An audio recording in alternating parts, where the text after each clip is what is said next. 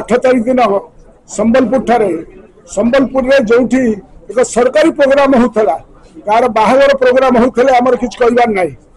किए कोठी कौन कहला कि एक सरकारी प्रोग्राम स्पॉन्सर्ड सरकारी प्रोग्राम जो थे कि कैबिनेट मंत्री रविनारायण नायक उपस्थित थे एवं सेठी वंदे उत्कल जननी राज्य संगीत को अवमानना करागला डिसरेस्पेक्ट करागला this is a very offence against the state जहाँ को आम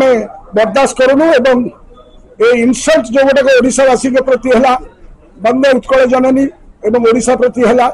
ताको आम निंदा करुछु समय रे कौशल ना नहीं कि राजनीति करा जाए किंतु आज देखंतु स्थायी बेंच पश्चिम ओडिशा रे स्थायी बेंच गोटे इश्यू अच्छी बड़ इश्यू आज तो जयनारायण बाबू अच्छा सरकारी दल रे से केते थर से प्रसंग उठेले जे स्थायी बेंच टी हेउ बोली आज मंत्री अच्छा सुरेश पूजारी जड़े एडवोकेट से भी से आंदोलन रो मुख्य नहीं थिले किंतु कौन हुए गोटे विभ्राट करी गोटे परिवार रे आमे 4-5 भाई एकाठी थिबा बापांकर कंट्रोल रे थिबा गोटे खुशी रो संसार चलदिबो किंतु कार कौन असुविधा हम कौ इश्यू नहीं कि घरटा को विभाजन करदे कौन अवस्था हुए साधारण भाव मुझे कहि मोर एते आइडिया नहीं जयनारायण बाबू जड़े वरिष्ठ नेता विरोधी दल नेता थिले मंत्री थिले किंतु यही टाइप रो वक्तव्य से जो प्रकार असम्मान कले से ठीक जिनस नहीं तांकर दल भितर आभ्यंतरीण कौन कौन दल अच्छी सी दल भितर करंतु ताकू आनिकी पॉलिटिकलाइज करिकी एमती पूर्व ओडिशा पश्चिम ओडिशा करी विभाजन करंतु नहीं आमे स्वप्न देखुचु जे 2036 मसिया रे आमे गोटे सुवर्ण ओडिशार स्वप्न देखुचु आज 2047 मसिया रे गोटे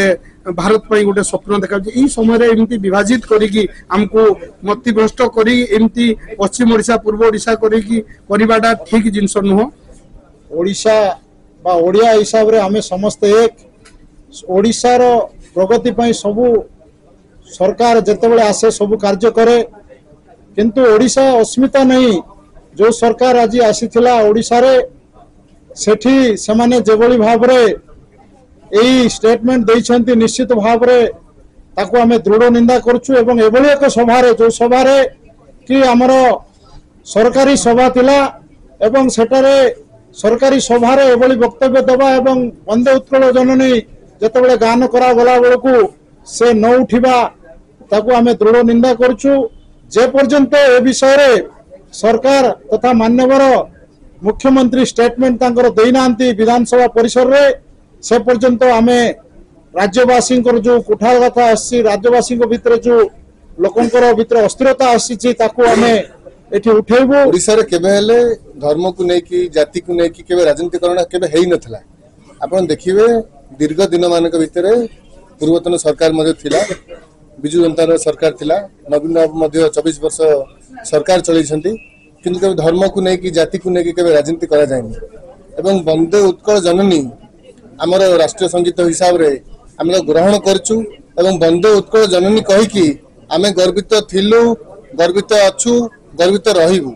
एवं सबु ओडिया ओडिशार सबु ओडिया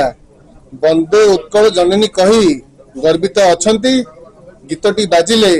समस्त ठिया कि गीत को सम्मान देई थांती आमे मध्ये दउछु ओडिशार 4.5 कोटी ओडिया मध्ये दउछंती तेणु एठी जेमती अन्य राज्य मानकरे बीजेपी सरकार अच्छी सेठी धर्मर एवं जाति को लेकर राजनीतिकरण होउची ओडिशा रे करिया पे से भली करिया पे चेष्टा अछि ताहा केबे ओडिशावासी ओडिया लोक माने केबे हेले अलाउ करिवे नाही केबे ग्रहण करिवे नाही एवं आमे पुणी थरे कहूछु बिजू जनता दल आकु घोर विरोध करूची वंदे उत्कल जननी आमे कहि कि पुनर्बार गर्वित अछु थिलु रहिबु ओडिशा रो समस्त गर्वित एवं यही भली स्टेटमेंट जन सीनियर लीडर आशा करा जाए नहीं।